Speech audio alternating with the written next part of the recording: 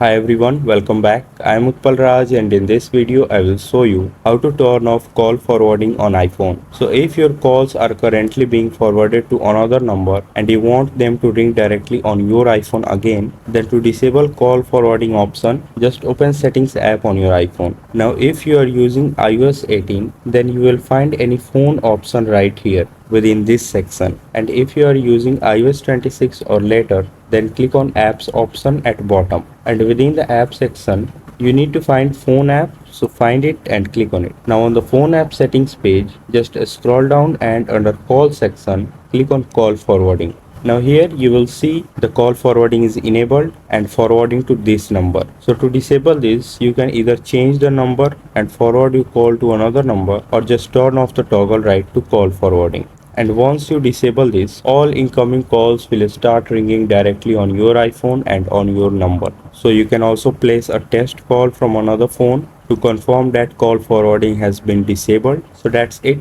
If this video helped you in any way, make sure to like it, share it and subscribe to this channel. Thanks for watching.